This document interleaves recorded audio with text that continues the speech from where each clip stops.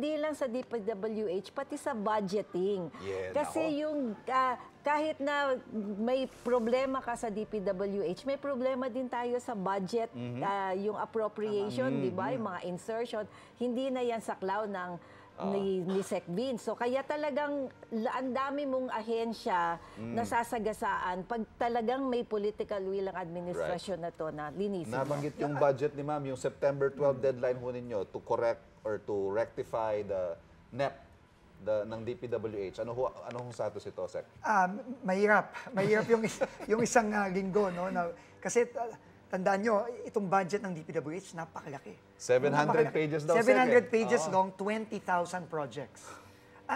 Pero puro copy-paste lang naman yung ginawa. Pero yun nga yung problema. Kasi nga, doon mo talaga makikita na may problema sa struktura, may problema sa proseso, may problema sa sistema. So, kailangan talaga maayos yun. Pero gagawin natin ang kakayanin natin. No? May deadline ng Kongreso na binigay, kailangan tayong tumupad doon, pipigitin natin, baka kinakailangan siguro humingi tayo ng konting extension kahit na 2 araw man lang. Right. Pero wala tayong choice dyan.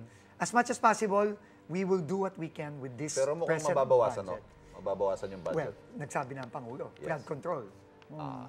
Okay. Pero gusto ko lang sigundahan yung citizens' participation na sinabi ni Ma'am Apples. No? Alam nyo, nung nasa DOTR po ako, naaalala nyo, lagi ko pong ini-encourage ang mga kababayan natin. Padagan nyo sa amin ng mga video ng mga kamote driver. Padagan nyo sa amin ng mga video ng mga bus na hindi maayos ang Araw-araw may pagmamaneo. tinatanggalan ka ng lisensya. Tanggal tayo ng tanggal. Yun din po ang ginagawa natin ngayon. Ini-encourage natin ang publiko. Padagan nyo kami ng mga Facebook. Kung may makita kayong mga, alam yung DPWH dyan, na magagara ang lifestyle. Na may mga mamahaging kotse, may mga mansyon. Padagan nyo sa amin yan. Kung may makikita kayong mga proyekto sa lugar nyo na sinasabi nila, meron dapat flood control dyan, meron dapat ganito dyan, ipadagan nyo sa amin. Let's make it harder for them to get away with their crime. Wait! Wait, wait, wait!